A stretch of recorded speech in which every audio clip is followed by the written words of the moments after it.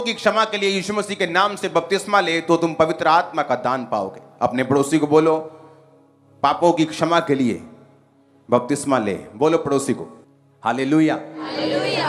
पतरस ने क्या कहा? कहता अगर तुमको पवित्र आत्मा का वरदान चाहिए तो तुम में से हर एक अपने पापों की क्षमा के लिए यीशु मसीह के नाम से बैप्टाइज लेगा।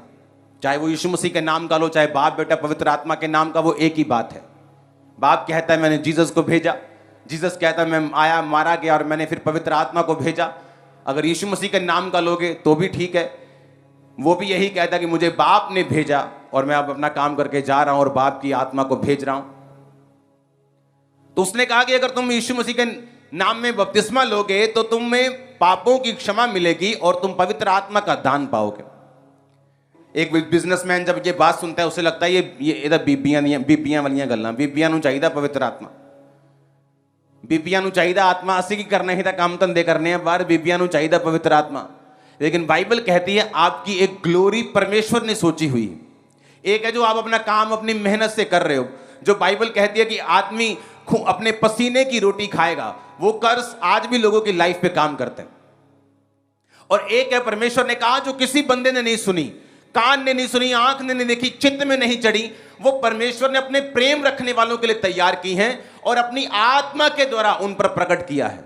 एक व्यक्ति पास्टर की कुर्सी पे रह सकता है और ग्लोरी को मिस कर सकता है, क्योंकि उस ग्लोरी को लेने के लिए आपको पवित्र आत्मा के साथ गहरे संबंधों में उसके साथ रोज समय को व्यतीत करना पड़ता है।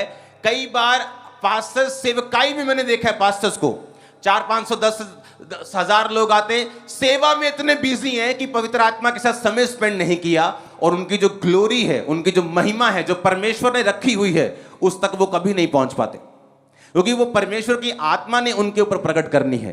पतरस के ऊपर प्रकट, पतरस ने जब कहा कि परमेश्वर तू जीवते परमेश्वर का पुत्र मसीह है, तो परमेश्वर ने कहा इस बात के कारण मैं अपनी कलीसिया तुझ पर बनाऊंगा, यानी मैं तुझे अब लीडर ठहराऊंगा, मैं तुझे कुछ अलग दूंगा और मैं तुझे कुछ ब्लेसिंग दूंगा जो दूसरों के पास नहीं होगी। क्यों?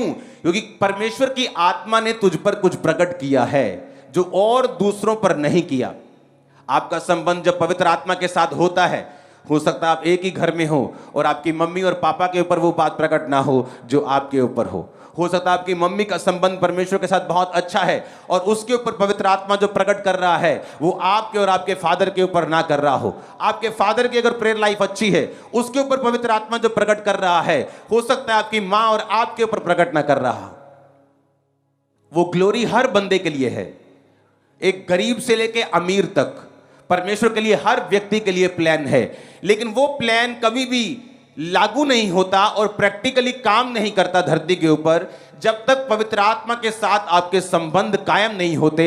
और बाइबल कहती जब आप रोज प्रार्थना करना शुरू करते हैं, आप पापों से तौबा कर चुके हैं, मोबाइल से तौबा कर चुके, मोबाइल से तौबा करनी बहुत जरूरी है। आजकल जो लोग ब्लू फिल्में सीडियां मंगा के देखते थे, आपको इंस्टाग्राम फेसबुक पे ऐसे ही मिल जाती। हम में तो कई लोगों के पास फेसबुक हमने चलाना ही छोड़ दिया, आते ही नहीं फेसबुक के ऊपर। अपना काम करके पवित्र आत्मा का चले जाओ, उसके बाद मत देखो क्या हो रहा है, क्योंकि वो चीजें पवित्र आत्मा के साथ आपके संबंध को कमजोर करेंगी। जब पवित्र आत्मा के साथ संबंध कमजोर होगा तो वो गूढ़ बातें परमेश्वर आप पर जाहिर नहीं करेगा। पहला कुरिन्थियों 9 फिर 2 उसकी फिर 11 आयत को लिखा, मनुष्य में से कौन किसी मनुष्य की बातें जानता है, केवल मनुष्य का आत्मा जो उसमें है, वैसे ही परमेश्वर की बातें भी कोई नहीं जानता, केवल परमेश्वर का आत्मा। अब आपको सबसे अधिक आपका बाप भी नहीं जानता, आपकी मां भी नहीं जानती, आपके रिश्तेदार नहीं जानते, आपकी पत्नी भी नहीं जानती, सबसे अधिक आपको आप भी जानते हैं। उसी तरह बाइबल कहती परमेश्वर को भी कोई नहीं जानता, केवल परमेश्वर का आत्मा। और बाइबल कहती वही परमेश्वर का आत्मा जब एक विश्वासी के अंदर आता है, वो परमेश्वर की गूढ़ बातों को उसकी जिंदगी के ऊपर जाहिर करता है कि परमेश्वर ने तुझे इस मकसद के लिए चुना है, तेरी लाइफ का मकसद ये है, परमेश्वर तुझे। और ये काम इमीडिएटली नहीं होता, ये काली में नहीं होता, जल्दी में नहीं होता, इसको 10 साल 15 साल, ये लंबी एक रेस है, क्योंकि ये जेन्युइन रेस है, ये ओरिजिनल रेस है, ये फेक नहीं है। मैंने फेक लोगों को देखा है, ऐसे प्रॉफिट्स को देखा है जो मेरे पास आते थे और बोलते थे कि मुझे एक रूम चाहिए और एक लैपटॉप चाहिए और इंटरनेट चाहिए। हमें लगता है कि लैपटॉप इंटरनेट क्या करना है, अच्छा कोई प्रेयर करनी होगी, कोई सरमन सुनना होगा। आदमी जैसा खुद होता है दूसरों को भी ऐसे ही समझते हैं। वो प्रेयर करने के लिए नहीं चाहिए, वो सिर्फ फेसबुक चेक करने के लिए चाहिए कि किसकी प्रोफेटिक वर्ड किसको देना है, किसके कितने बच्चे हैं, किसके चाचा का नाम, मामा का नाम क्या है, वो सारा फेसबुक पे आजकल लिखा होता है सब कुछ।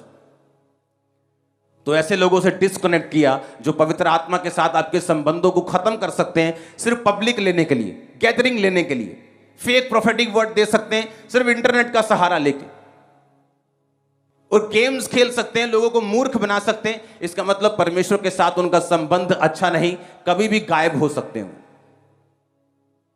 मैंने लोगों को देखा है, हेवन फुल ऑफ सरप्राइज होगा।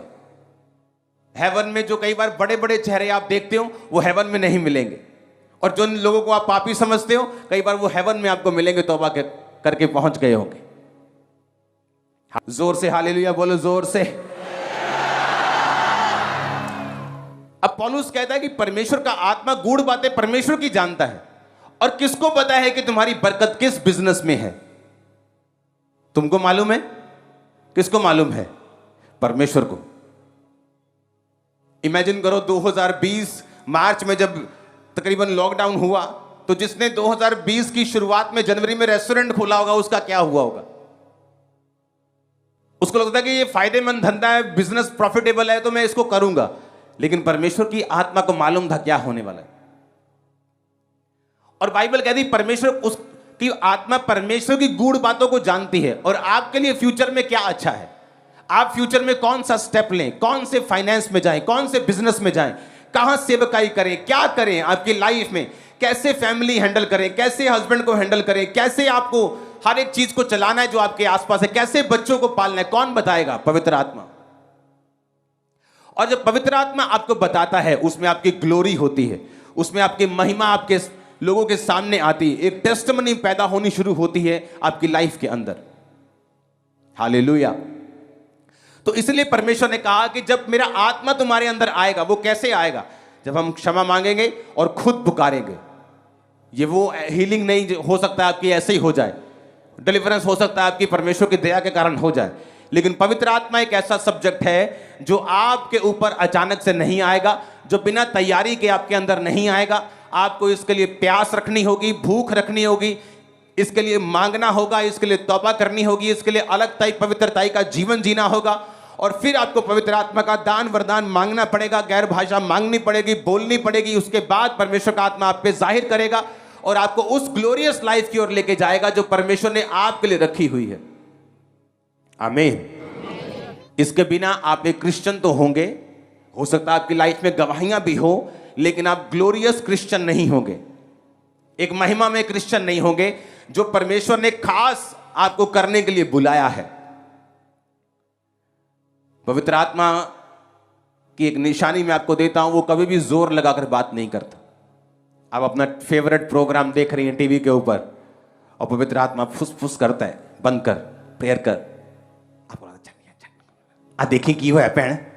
हाँ, पवित्र आत्मा कभी भी जोर नहीं लगाता, आपको प्रेशराइज नहीं करता। वो दुष्ट आत्मा नहीं है,